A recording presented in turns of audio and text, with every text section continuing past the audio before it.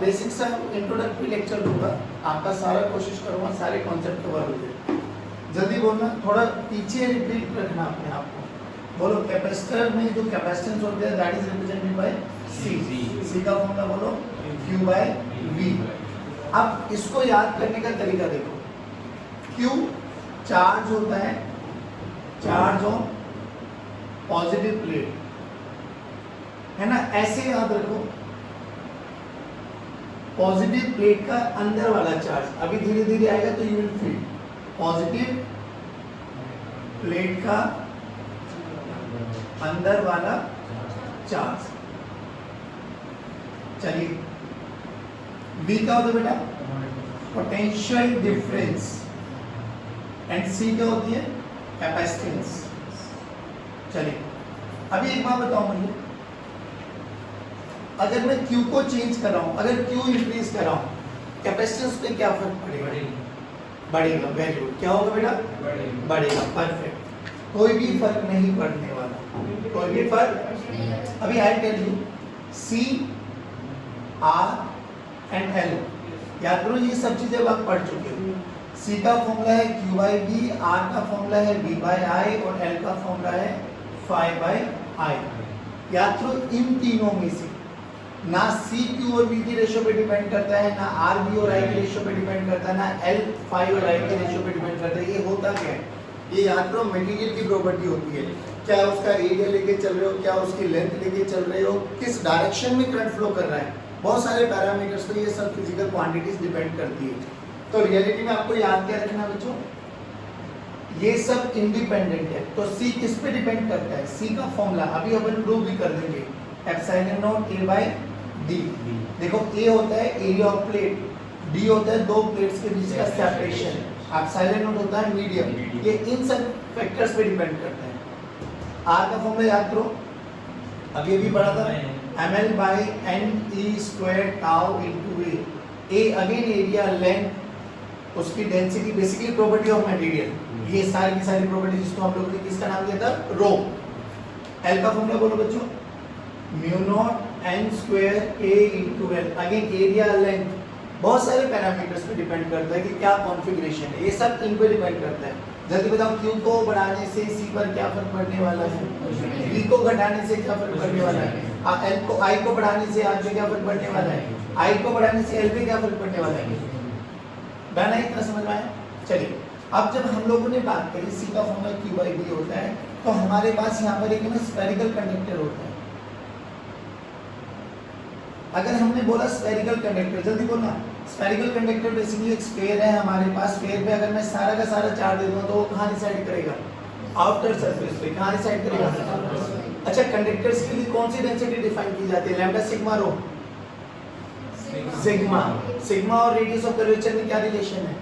Sigma is inversely proportional to radius of, सभी बच्चे बोलो, कंडक्टर्स के लिए कौन सी डेंसिटी डिफाइन की जाती है? Sigma. What is relation between sigma and radius of curvature? पक्का ना? अच्छा, इस पे कोई भी चार्ज दे दो, वो सारा का सारा कहाँ डिसाइड करेगा बेटा? आउटर सरफेस पे। नहीं आया समझ में? जल्दी बोलो, इस पे पोटेंशियल कितना है? V की वैल्यू KQ बाई। अगर मुझसे कोई पूछा जाए what is the capacitance of spherical conductor, तो भाई कैपेसिटेंस का फॉर्मूला ये रहा। जल्दी बोलो, Q बाई V।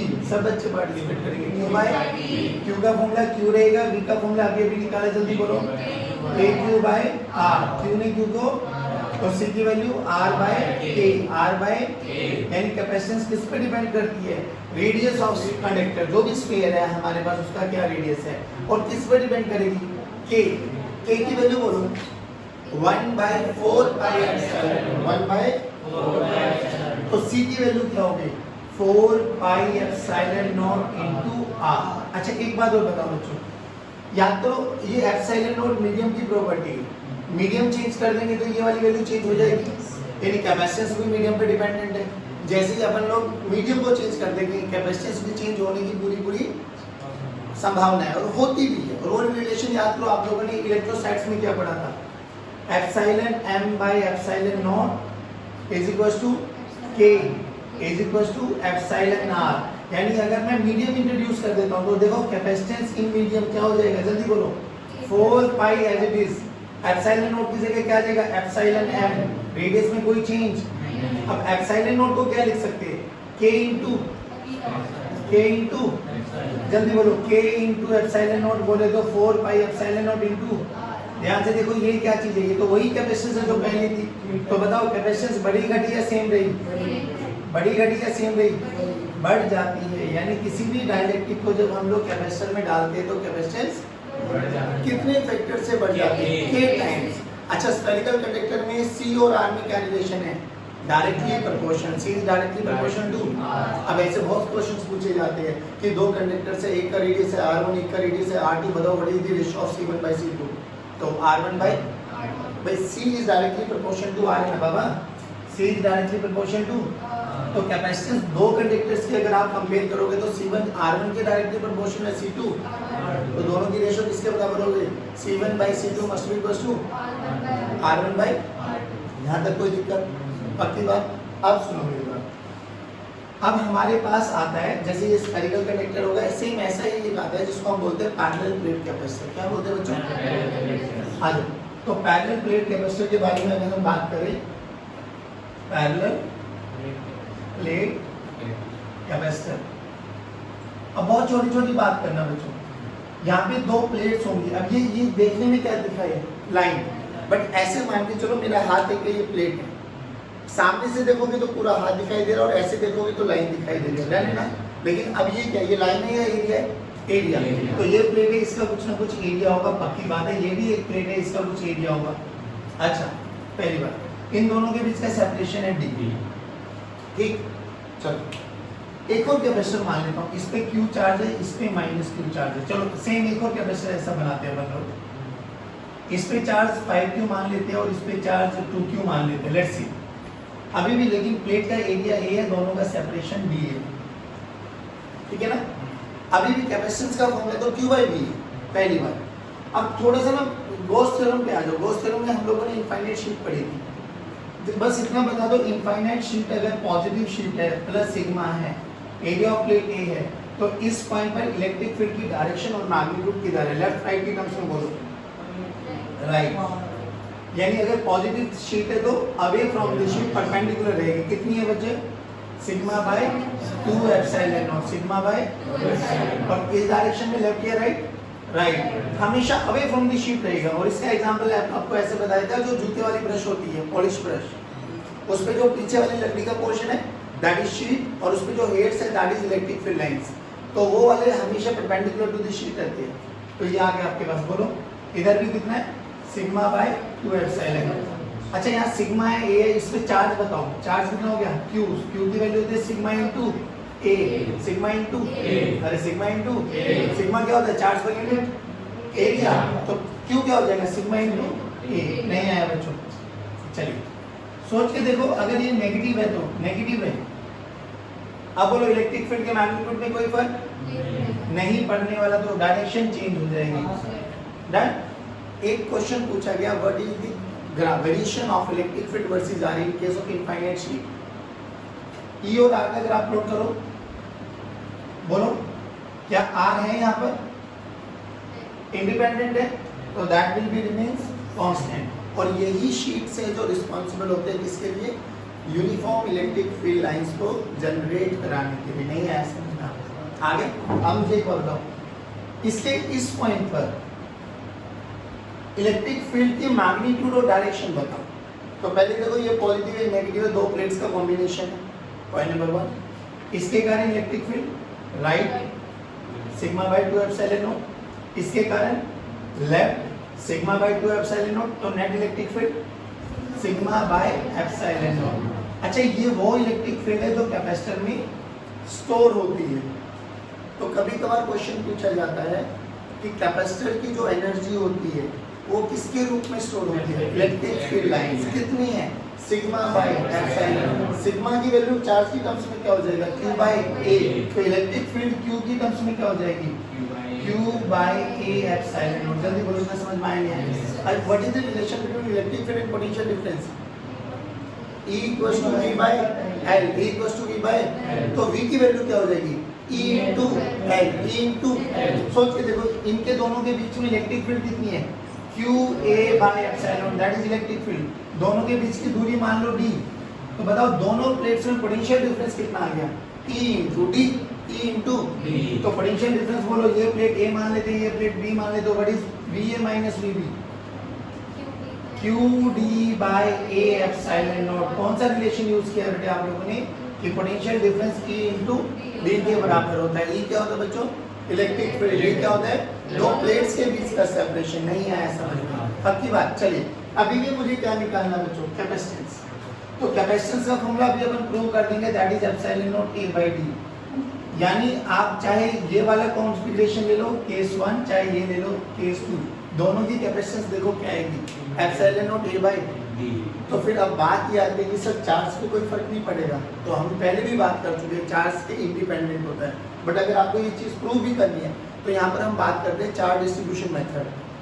देखो क्या करते हैं, जो भी चार्जेस गिवन है ना प्लेट्स पर, इनको सम अप कर दो। बोलो कितना हो गया? Plus Q minus Q, zero. Zero का आधा जीरो, तो जीरो को आउटरमोस्ट शेल्स पे रख दो, मतलब प्लेट्स पे रख दो। यहाँ पे बोलो 5 प्लस 2 7 का आधा 3.5। हाँ 3.5 क्यू बाहर आ जाएगा और 3.5 क्यू। अब लगाओ conservation of charge on each plate. पहले कितना चार्ज था बच्चों? कितना बाहर आ गया? तो बचा कितना? Plus Q. तो प्लस क्यू को बाहर रख दो। जितना यहाँ पर आएगा ना उसके ऑपोजिट साइन अपने आप यहाँ पर आ जाएगा, कंजर्वेशन अपने आप वैलिड हो जाएगा। बोलो यहाँ पे कितना चार्ज था? कितना आ गया? तो बचा कितना? 1.5। तो चुपचाप यहाँ पे 1.5 क्यू रखो और यहाँ पे माइनस 1.5 क्यू रखो। अब मेरी बात सुनो, जो हम लोगों ने ये लिखा था ना पॉजिटिव प्लेट का, अब वो चार्ज यहाँ पे कॉन्सेप्ट में आता है। जब आप Q बाई V लिखोगे तो सिंपली बात ये देखना कि जो इलेक्ट्रिक फील्ड में Q आएगा, ये कौन सा Q आएगा? अंदर वाला। तो यहाँ पर इसके अंदर इलेक्ट्रिक फील्ड के लिए कौन रिस्पॉन्सिबल है? 3.5 या 3.5 या 1.5?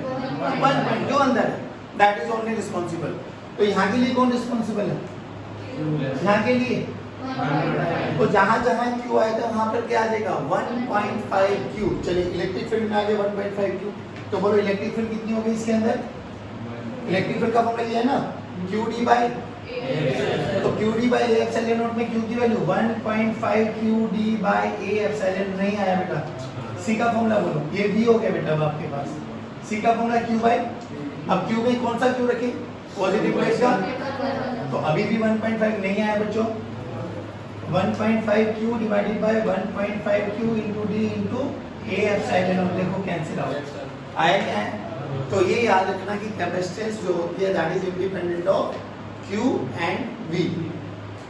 Point number 1। अच्छा एक बार बताओ मुझे, जैसे कई बार ये तो आपके पास रेक्टेंगुलर प्लेट्स आ गई, दो प्लेट्स अनइवन सरफेस की भी आ सकते हैं। जैसे एक का एरिया A ले लिया, एक का एरिया A/2 ले लिया, एक का एरिया A/4 ले लिया। जब ये अलग अलग एरिया ले लेते हैं तो अगर मेरे से पूछा जाए what is the capacitance of the capacitor, सुनना आराम से।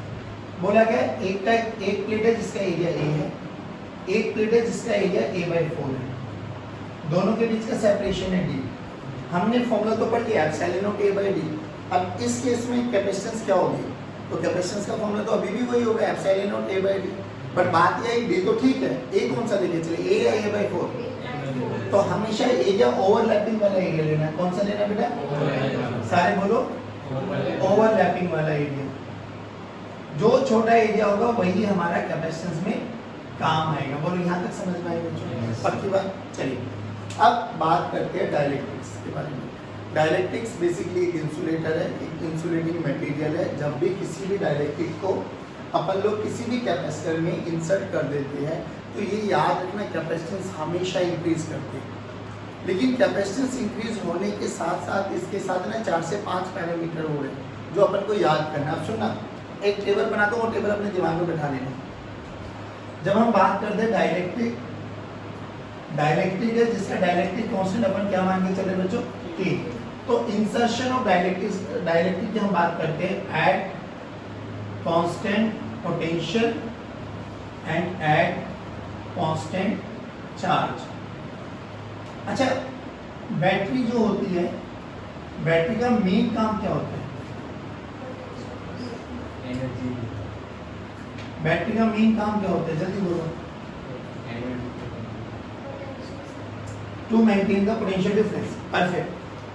C Q V E and U, C dash Q dash V dash E dash and U dash। आप सुनो, आपकी किताबों में मिलेगा with battery and without battery, कि जब हम डायरेक्टली को इंसर्ट करते हैं ऐसे क्वेश्चंस आएंगे, बहुत सारे आते हैं कि एक कैपेसिटर था उसको चार्ज कर दिया गया फिर बैटरी हटा दी गई, एक कैपेसिटर था उसको चार्ज कर दिया गया और बैटरी के साथ लगा के रखा, तो बैटरी के साथ लगा के रखा तो कांस्टेंट पोटेंशियल वाला केस आ गया, चार्ज किया बैटरी हटा दी तो कांस्टेंट चार्ज वाला केस आ गया। बात समझ में आई?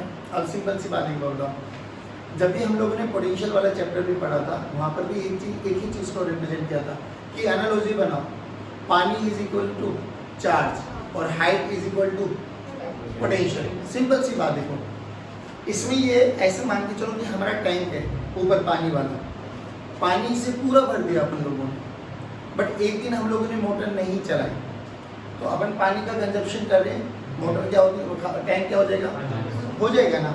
अब पानी क्या है, चार्ज, और हाइट क्या है, पोटेंशियल, तो चार्ज हम कंज्यूम करते जा रहे हैं, पोटेंशियल का क्या होगा, कम होता चला जाएगा।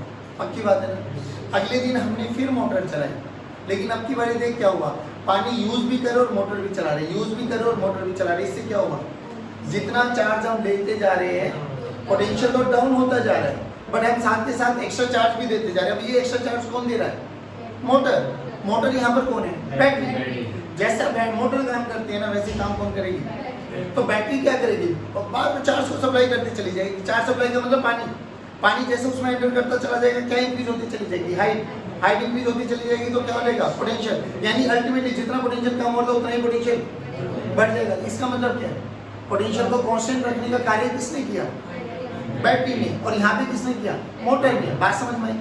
पहली बात, जब भी हम डाइलेक्ट्रिक डालेंगे ना, ये बुद्धि में बैठा के रख लो कि कैपेसिटेंस तो हमेशा बढ़ेगी, चाहे V के साथ करें चाहे Q के साथ करें, बैठा लो कि जब भी हम डाइलेक्ट्रिक को इंसर्ट करेंगे तो कैपेसिटेंस तो बढ़ती है। कितने टाइम्स बढ़ती है बच्चों, K टाइम्स। कुछ भी पैरामीटर में चेंज आएगा, चाहे वो घटे चाहे वो बढ़े, वो हमेशा K के फैक्टर से आएगा, बढ़ेगा भी तो K के फैक्टर से, घटेगा भी तो तो बोलो कैपेसिटेंस क्या हो जाएगी, जो पहले कैपेसिटेंस थी मान लो C, उसके K टाइम्स हो जाएगी, सेम यहाँ पर भी K टाइम्स हो जाएगी। यहाँ पे क्या चीज कांस्टेंट रहेगा, चार्ज, तो चार्ज यहाँ पे कांस्टेंट रहेगा बच्चों। यहाँ पे क्या चीज कांस्टेंट रहेगा, V। What is the relation between V and E, directly proportional है, डायरेक्टली प्रोपोर्शनल है। अगर V कांस्टेंट रहेगा तो E भी, चलिए बहुत बढ़िया। अब सिंपल सी एक बात बताऊं, जैसे ही हमने डाइलेक्ट्रिक को डाला, जैसे ही हमने, ध्यान से देखो, डाइलेक्ट्रिक को डाला एट कांस्टेंट चार्ज के बारे में बात कर रहा हूँ, कांस्टेंट चार्ज, तो C is inversely proportional to V। Constant charge है ना बाबा, देख इधर, तो Q कांस्टेंट है, अगर Q कांस्टेंट है तो C और V में क्या रिलेशन है, C is inversely proportional to V। अगर C is inversely proportional to V है तो C तो क्या हो रहा है, बढ़ रहा है। C बढ़ रहा है तो V के बारे में क्या ख्याल है, घटेगा, कितने फैक्टर से, तो यहाँ पे V क्या हो जाएगा बच्चों, V बाय A। अगर V घटा तो what is relation between V and E, E भी घटेगा, कितने फैक्टर से, नहीं आया बच्चों। अच्छा अब इधर आ जाओ भाई, पोटेंशियल तो इसमें भी डाला है ना आप लोगों ने, पोटेंशियल तो इसमें भी डाला है, तो क्या होगा, मतलब क्या, डाइलेक्ट्रिक तो इसमें भी डाला है, डाइलेक्ट्रिक बनने से क्या हुआ, C तो बढ़ा, लेकिन चार्ज तो इसका, मतलब V तो इसका भी कम होगा ना, लेकिन V इसका कम होगा, बट इसके साथ कौन है, बैटरी। बैटरी क्या करेगी, उतनी ही चार्ज दे देगी, ले भाई ले चार्ज, यानी चार्ज की सप्लाई देगी, चार्ज सप्लाई देगा तो इसका मतलब चार्ज बढ़ेगा घटेगा, बढ़ेगा, तो इसमें चार्ज बढ़ जाएगा, कितने फैक्टर से, इतना समझ में आया।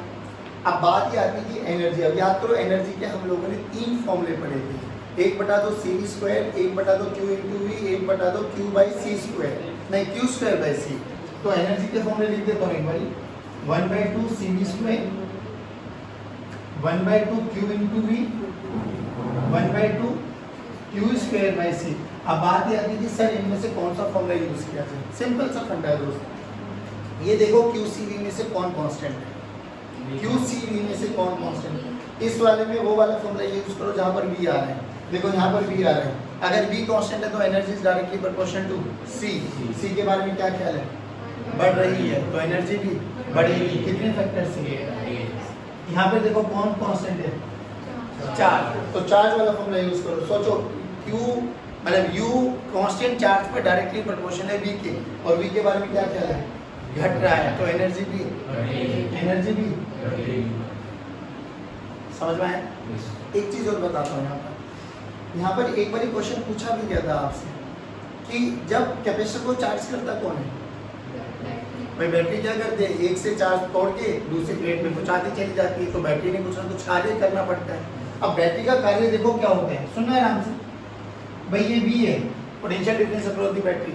मान लो ये फाइनल चार्ज तोड़ा बैटरी ने Q को यहाँ से वहां तक सप्लाई किया, बैटरी बेसिकली चार्जेस को एनर्जी प्रोवाइड करते हैं, चल भाई चलता चल, battery charge produce, but charge को एनर्जी प्रोवाइड करती है। चलो तो ये चार्ज यहाँ से आ गया और कैपेसिटर में जाके स्टोर हो गया। आ जाओ इधर देखो, तो what is work done by battery, work done by battery, work done याद करो, चार्जिंग डिस्चार्जिंग पढ़ा था, यहाँ से स्टार्ट करो, माइनस से plus, plus V into Q, work done का फॉर्मूला यही तो होता है बेटा, Q इंटू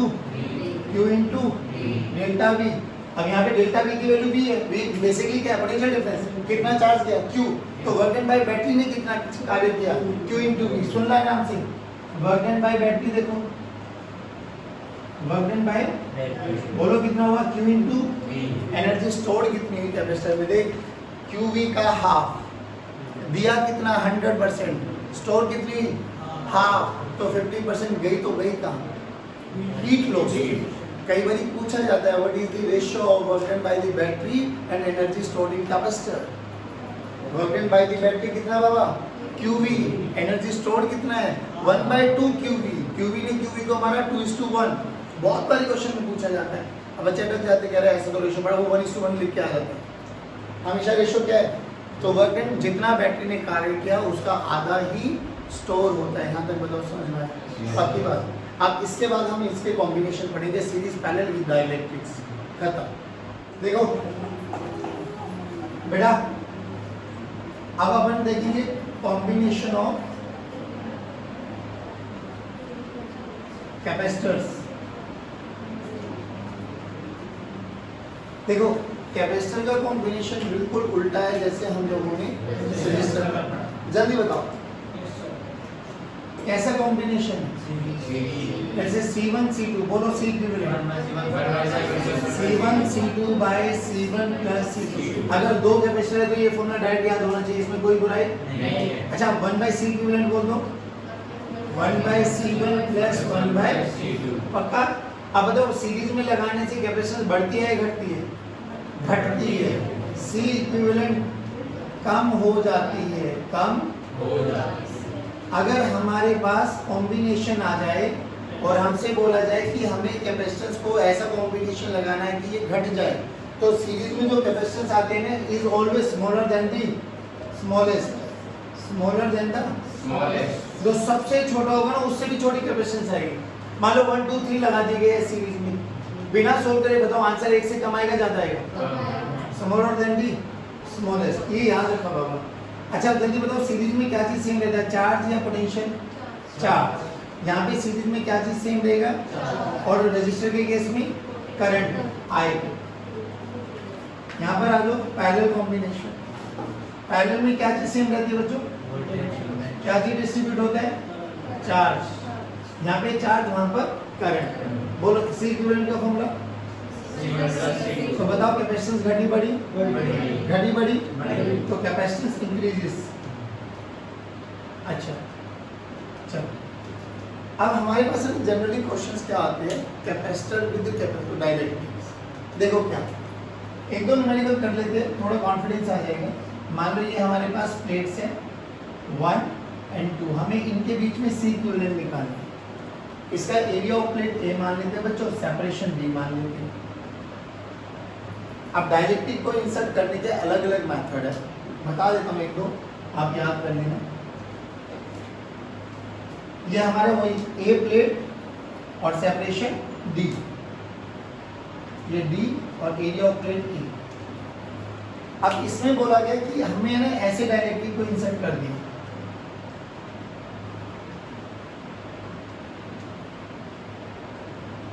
ये K1 इसकी डाइलेक्ट्रिक स्ट्रेंथ है और ये K2, और यहां पर हमने ऐसे कर दिया, ये K1 और ये K2। यहाँ पर हमने ऐसे कर दिया,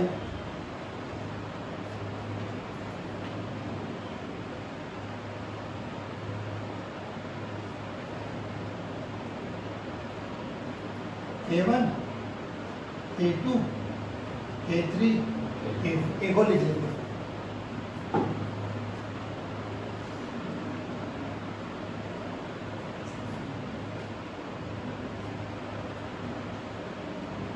K1 K2 K3 1 and 2। हमसे बोला गया फाइंड इक्विवेलेंट कैपेसिटेंस बिटवीन ए के ग्रुप, सबका इवन ग्रुप टर्मिनल है। अब सबसे पहले एक बात याद रखो, कैपेसिटेंस का फॉर्मूला बोलो, epsilon naught A by D, epsilon naught A by D. पहली बात, अगर डाइलेक्ट्रिक डालते तो कैपेसिटेंस बढ़ती है घटती है? तो सी डैश की वैल्यू के इंटू सी, के into epsilon naught A by D. पहली बात तो ये। फिर हमें ये पता होना चाहिए सीरीज या पैरेलल है, खत्म। अब एक चीज और याद रखो, पहली बात तो जितने डाइलेक्ट्रिक है ना उतने कैपेसिटर्स, जितने डाइलेक्ट्रिक उतने कैपेसिटर। बोल कितने कैपेसिटर? ये तो समझ में आ गया। अब मुझे C1 C2 C3 C4 ये सब लिखना आना चाहिए। लिखते हुए एक चीज का ध्यान रखना, K और एप्सिलॉन नॉट ये तो सबका आएगा, सब में बस ये चेक करना कि एरिया ऑफ प्लेट डिवाइड हो रहा है या सेपरेशन डिवाइड हो रहा है। पहली वाली प्लेट में देखो दो कैपेसिटर ये आप लोगों ने बोल चुके हैं, तो एक कैपेसिटर ये पूरे वाला और एक कैपेसिटर ये पूरे वाला है। तो C1 और C2 में क्या चीज डिवाइड हो रही है? D। क्या चीज सेम है? एरिया। तो जल्दी बोलो C1 की value epsilon naught K1 epsilon naught A by D। A तो A रहेगा और D की वैल्यू पक्का? C2 की वैल्यू बोलो K2 epsilon naught A by D by 2। सब बच्चे प्लीज रिपीट करेंगे। यहाँ पर बोलो क्या चीज डिवाइड हो रही है? क्या चीज सेम है? D। तो C1 लिख के दिखा दो बस। C1 की वैल्यू बोलो K1 epsilon naught A by 2 into D। C2 बोलो जल्दी, इसमें बोलो कितने कैपेसिटर? तो ये वाले कैपेसिटर की कैपेसिटेंस बताओ। K1 epsilon naught A by 2 D, यानी इसकी अगर मैं C1 बोलूं तो K1 एप्सिलॉन नॉट एरिया आधा हो गया A by 2 into D, separation same है ना? इसकी बोलो K2 C2 K2 epsilon naught A by 2, area भी आधा और सेपरेशन भी आधा। देखो सेपरेशन ये है ना, वो जो होगा कैंसिल आउट बाद की बात देख लेंगे, अभी लिख दो ऐसे है ना, जो कैंसिल आउट होगा वो अपना दिखाई दे जाएगा। K3 बोलो सेम, बस यहाँ पे K3 आ जाएगा। इसमें बोलो कितने कैपेसिटर? अब सब में क्या चीज है? इन दोनों में क्या चीज सेम है? B बाय 2 और A बाय 2। इन दोनों में भी चलो इनमें से कोई भी एक बोल दो, K1 C1 बोल दो। K1 पक्का? ये तो आगे हमें कैपेसिटेंस लिखनी, बस अब इतना और पता लग जाए कि कौन सीरीज है कौन पैरेलल है, फिर तो ये वाले फॉर्मूले और ये वाले फॉर्मूले लगाएंगे आंसर आ जाएगा। मैं एक ये करके दिखा देता हूँ। देखो जिनकी दो प्लेट्स के बीच में लिखना है ना उनको ऊपर रख लो भाई, A और B यानी 1 और 2। कितने कैपेसिटर है? 2। कितने कैपेसिटर है? तो एक कैपेसिटर ये रहा और एक कैपेसिटर ये रहा, ऐसे बना दो। ये रहा एक कैपेसिटर और एक कैपेसिटर की दो प्लेट्स है भाई। यहाँ पे कितनी प्लेट्स है? 3, यानी कहीं ना कहीं एक ऐसी प्लेट है जो कंबाइंड हो गए दो के साथ, है ना, वो ये है। तो एक ये नहीं आया समझ में? एक ये रहा कैपेसिटर और एक ये रहा कैपेसिटर, बोलो कैसा कॉम्बिनेशन? और सीरीज में तो C1 into C2 bye C1 plus, इधर आ जाओ जल्दी बोलो 1 और 2। अब कितने कैपेसिटर है? 2। एक कैपेसिटर ये रहा और एक कैपेसिटर ये रहा, तो एक इधर बना एक इधर बना। अब ध्यान से देख, दोनों कैपेसिटर की प्लेट कंबाइंड है ए के साथ, तो दोनों कैपेसिटर की प्लेट कंबाइंड है ए के साथ और एक ही कंबाइंड हो गई। नहीं आया? बोल कैसा कॉम्बिनेशन? C1 प्लस ये देखो कितने कैपेसिटर है? अब ध्यान से देखना 1 2 कितने? 1 2 बना लो पहले ऐसे। ये दोनों आपस में कनेक्टेड है, ये दोनों आपस में कनेक्टेड है, ये और ये दोनों की प्लेट, इन दोनों की प्लेट आपस में भी कनेक्टेड है। बोलो क्या कॉम्बिनेशन बना? ये दोनों सीरीज आपस में। इधर देखो बाबा एक कैपेसिटर एक कैपेसिटर एक कैपेसिटर, एक एक दो, डन। फिर देखो इन दोनों की प्लेट एक साथ कंबाइंड है, इन दोनों की एक साथ, और ये दोनों, ये दोनों इसके साथ नहीं आया। एक छोटा सा और याद कर लो, छोटी सी चीज ये तो था कि अगर मैं कंप्लीटली डाल दूं, एक में आता अगर मैं पार्शियल डाल दूं कोई दिक्कत नहीं है, पार्शियल डाल दे तो क्या होता है, मान लो ये कैपेसिटर थी हमारे पास, इसमें मैंने टी थिकनेस पार्शियली डाल दी, यानी आधे में डाल दी कैपेसिटेंस और आधा मैंने खाली रख दिया। अब बोला जाता है कैलकुलेट क्या कैपेसिटेंस, तो कैपेसिटेंस का फॉर्मूला डायरेक्ट याद करो, एप्सिलॉन नॉट, ये टी है बाबा, और ये क्या है डी माइनस टी, तो epsilon naught A by T by के प्लस डी माइनस टी। अब सुनो, जैसे ये तो एक डाइलेक्ट्रिक है, कभी कभार यहाँ पे पूछा जाता है कि कंडक्टिंग शीट डाल दो, तो कंडक्टिंग शीट जो होता है उसके लिए के की वैल्यू इन्फिनिटी, के की वैल्यू सोच, अगर यहाँ पे डाइलेक्ट्रिक की जगह ना डाल के डाइलेक्ट्रिक की जगह क्या डाल दो कंडक्टिंग शीट, तो के की वैल्यू क्या हो जाएगी, तो 1/इन्फिनिटी, यानी कंडक्टर की कंडक्टिंग प्लेट की जगह कंडक्टिंग के केस में कैपेसिटेंस क्या आ जाएगी, एप्सिलॉन नॉट ए बाई, नहीं आया पक्का, this is all about your capacity, ठीक है। जय हिंद।